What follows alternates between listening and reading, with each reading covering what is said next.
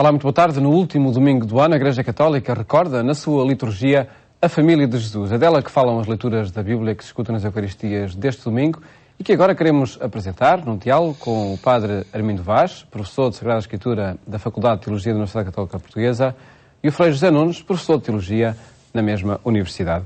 Muito boa tarde e obrigado por estarem neste programa. Frei José Nunes, pedi-lhe antes de mais que nos apresentasse o significado desta festa da Sagrada Família. A festa da Sagrada Família é sempre o domingo, um domingo ali no final do ano, mais ou menos entre o Natal e o Ano Novo.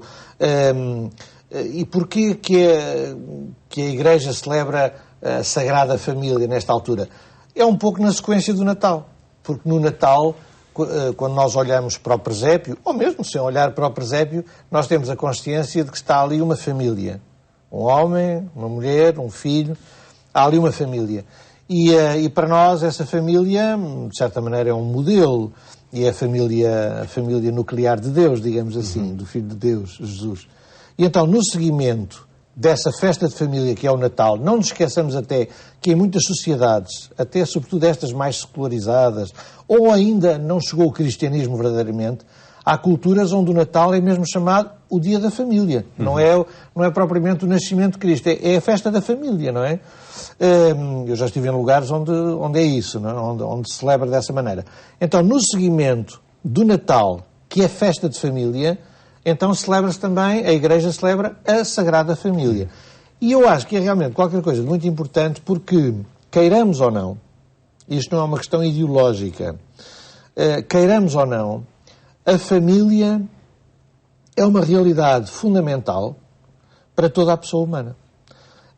Porque toda a gente, de certa maneira, está ligada a uma família, seja ela de que tipo for. E nós sabemos que há muito tipo de famílias. Nós agora, por exemplo, sei lá, na legislação de certos países, aqui sobretudo mais no Ocidente, temos, por exemplo, famílias, digamos assim, com pessoas do mesmo sexo. Temos famílias monoparentais. E é legítimo falar sempre em famílias, nesse caso? Pois, eu não me vou pôr a discutir isso, quer dizer, porque isso é extremamente complexo e era bom também ter especialistas para essa matéria aqui. Não estou a dizer se isso são matrimónios ou não, mas realidade familiar, creio que talvez, mas não me vou pôr a discutir isso. O que é facto é que essas realidades, que são realidades familiares, embora possam ser um pouco diferentes da família tradicional, que passam pela questão da monoparentalidade ou de pessoas do mesmo género. Em Angola, onde eu estive, a maior parte das pessoas, lá no interior, os homens tinham 3, 4 mulheres. E podiam viver em conjunto, na mesma casa, com as 3, 4 mulheres e os filhos todos. Eu conheci, frequentei bastantes casas dessas. Ou então, cada mulher ter a sua casa com os seus filhos. Mas eu volto a dizer, depois temos, o nosso sistema antigo era o da família alargada. Portanto, avós, tios, pais, filhos, primos. Bom, uma alegria, tanta gente. Agora é muita família nuclear.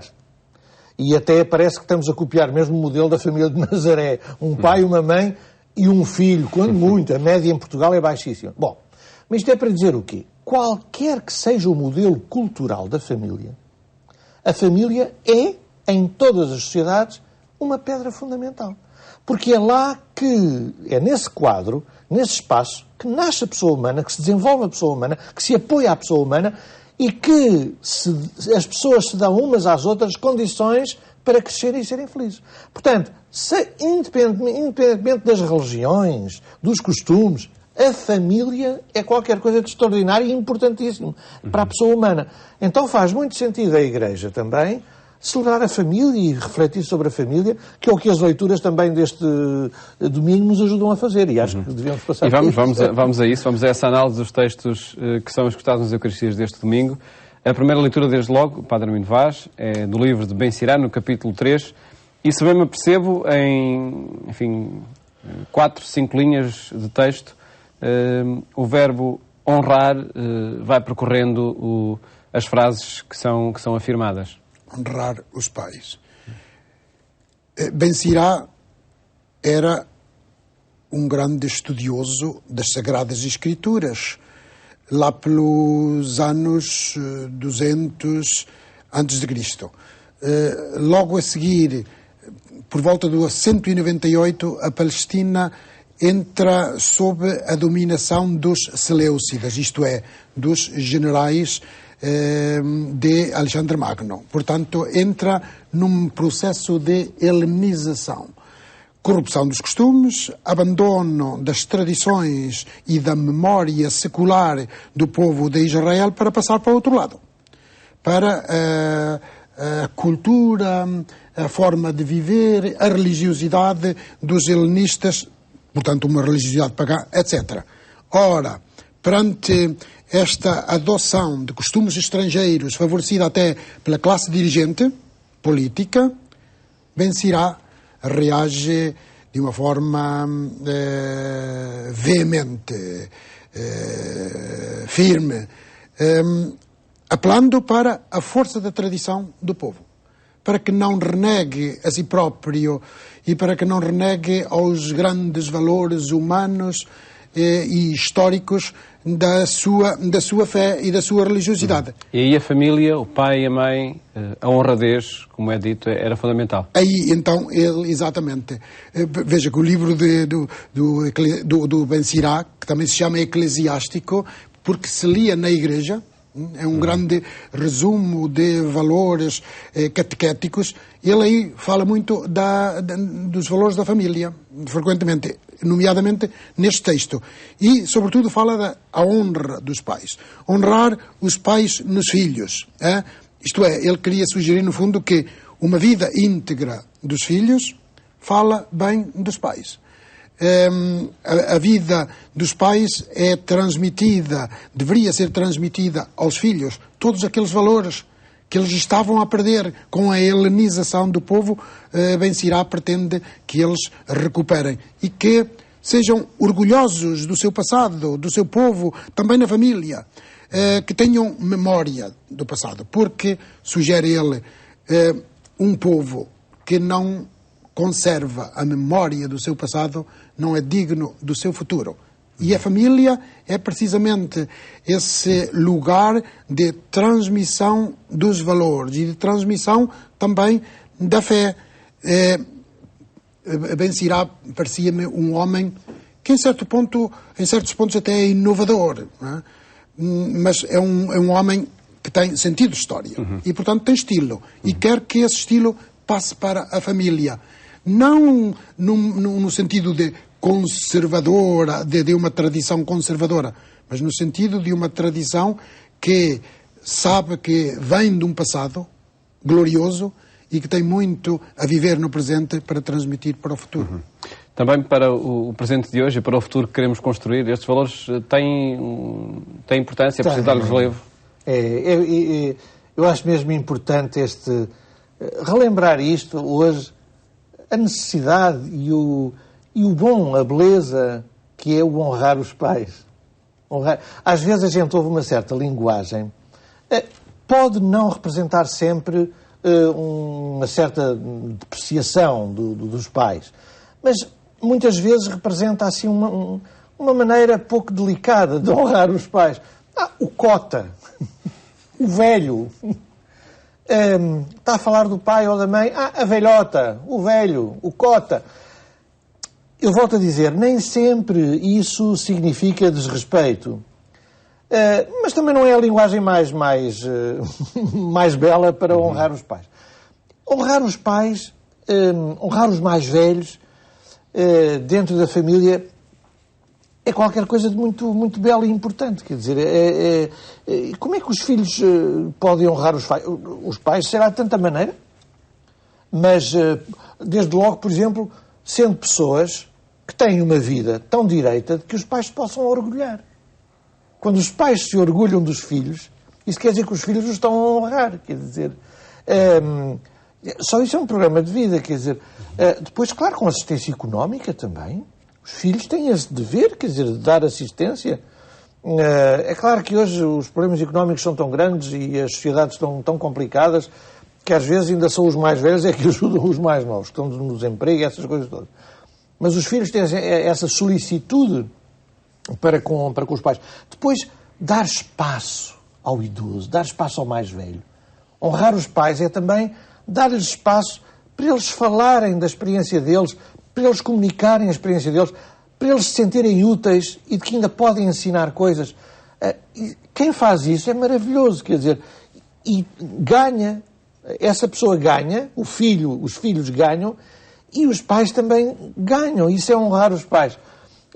Eu acho que hoje na nossa sociedade há formas maravilhosas de honrar os pais, de honrar os idosos. Eu, por exemplo, estou a ouvir agora, aqui para este programa, estou a ouvir de um lar onde está um tio meu, onde estava uma tia falecida há dias. A minha mãe também, o último ano de vida também passou num lar. Os lares são uma realidade fantástica. Nós ainda há pouco tempo vimos na televisão mais uma reportagem sobre os lares que funcionam mal e onde às vezes há agressões e passa-se fome ou não sei o quê. Mas a maior parte, depois quando dizem que os lares que foram chumbados no conjunto do número todo, a gente vê que é uma minoria.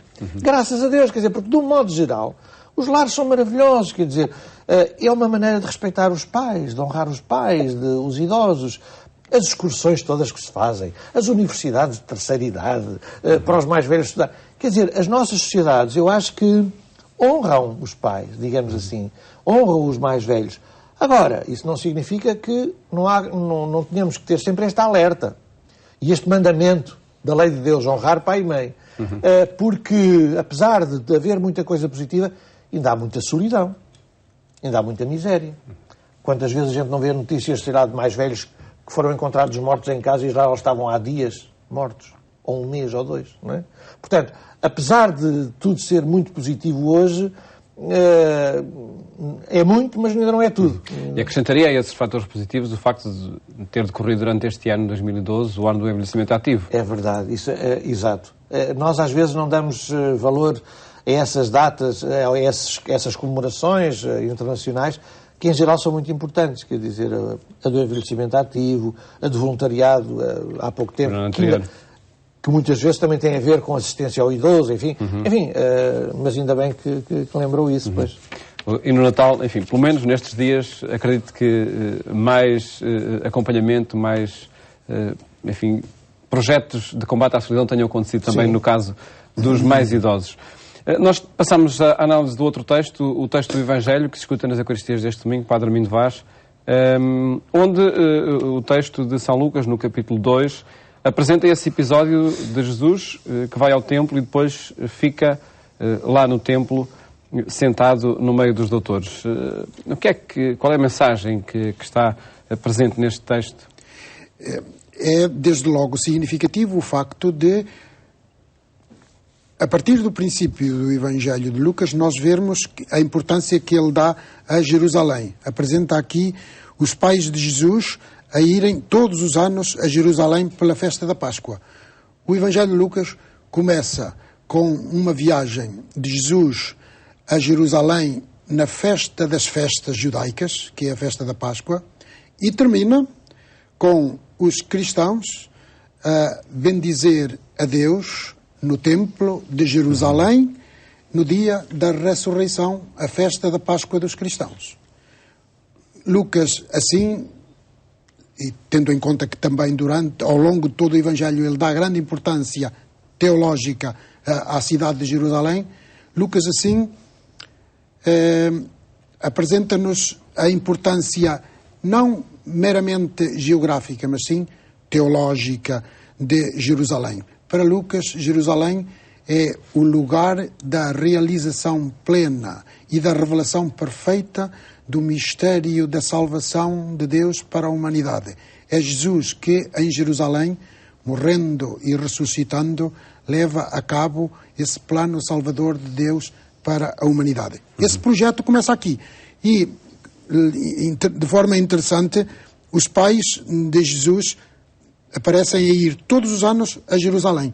Portanto, valorizavam a memória e a tradição do povo de Israel. A piedade é uma piedade popular, mas uma piedade profunda que conserva estes valores precisamente pela festa da Páscoa, grandes festas.